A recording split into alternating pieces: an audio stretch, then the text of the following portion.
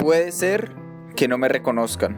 que pase desapercibido entre las multitudes, entre rostros, entre la bulla, las arengas, los pasos, los caminantes, en la vida rutinaria de rostros cansados del trabajo diario.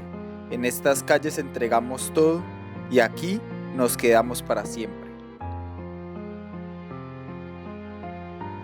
La historia del país está envuelta en la violencia, la desigualdad y la lucha de los sectores sociales de abajo, oprimidos históricamente y excluidos del sistema de élites establecido desde el origen de la República. Las condiciones del desarrollo político, social y cultural de las últimas décadas han marcado momentos históricos de luchas sociales, como la campesina, en las constantes tomas de tierras y paros agrarios desde 1930, 1960, 2008, 2013 y 2017. Las huelgas obreras desde inicios del siglo XX alrededor de mejoras salariales y pliegos sindicales que marcaron momentos trágicos como el ocurrido en 1928 con la masacre de las bananeras. La reivindicación histórica de los pueblos indígenas sobre el territorio y su cultura con el origen del CRIC en 1971 y las mingas que acompañan los reclamos históricos en los últimos años. De igual forma, las comunidades negras que tejen nuevas formas de relación con su territorio y cultura en contra del desarraigo histórico. Las mujeres han llenado las calles en innumerables ocasiones para ser escuchadas y sus luchas han dado frutos que aún se están cosechando a la luz de nuevas conquistas. En general, el pueblo colombiano ha salido a manifestar su inconformidad con formas diversas de expresar su rabia y descontento, como lo ocurrido en 1977 en el paro cívico que paralizó las ciudades del país, que se había registrado como uno de los más violentos y con características urbanas no vistas en otras manifestaciones. El estallido social en Colombia del año 2021 significó no solamente el acumulado de luchas sociales urbanas, que fue la máxima expresión que se ha dado en las últimas décadas, sino también el acumulado de indignación que venía de hace muchos años. El primer ejercicio de movilización lo hacen los estudiantes de las universidades públicas en el año 2018, en los primeros años del gobierno Duque. El 2019 es una convocatoria nacional, el 21N, una convocatoria justamente alrededor de las políticas que ha tomado el gobierno en los primeros años, que se van acumulando y la pandemia logra recrudecer esa situación. No solamente porque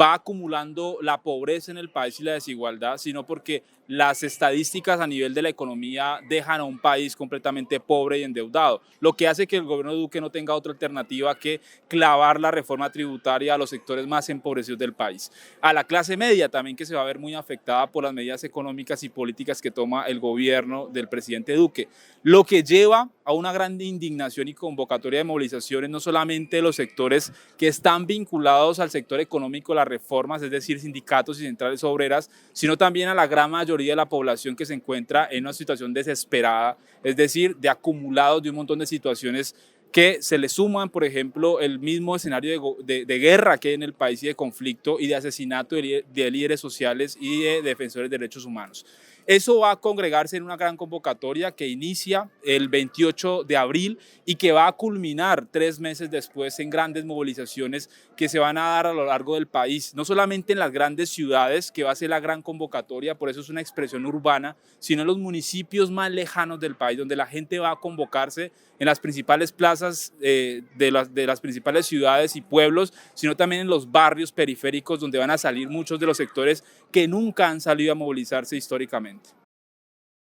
En Popayán el estallido se vive de muchas maneras. Inicialmente salimos a movilizarnos por una convocatoria de las centrales obreras en contra de la reforma tributaria, pero es importante resaltar que había un cúmulo de luchas. La participación de las personas en el estallido no solo se da por una reforma tributaria, sino por un cúmulo de inconformidades que tenía la sociedad y de condiciones que hoy no tienen las personas pobladoras de las ciudades y en los diferentes lugares del país. Inicialmente es importante resaltar que la fuerza pública todo el tiempo arremetió de manera constante y muy fuerte hacia la movilización, ¿no? Hay un hecho muy importante que me parecería fundamental pues poder también decirlo, y es el asesinato y la presunta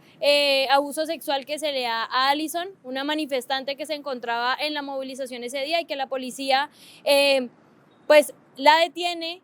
Presuntamente pues abusa de ella y ella el día siguiente, por ejemplo, se suicida. Salimos a movilizarnos todos, digamos, fue una movilización muy masiva y en ese momento, en una confrontación tan fuerte, también tenemos la pérdida de otro chico llamado Sebastián Múnera, de 22 años, estudiante universitario, en el cual pues pierde su vida claramente también denunciando este acto terrorífico pues por parte de las fuerzas públicas hacia la compañera Alison. Es una particularidad de este estallido y que se logra descentralizar, es decir, no solo va al centro de la ciudad, digamos, la confrontación, la movilización, sino que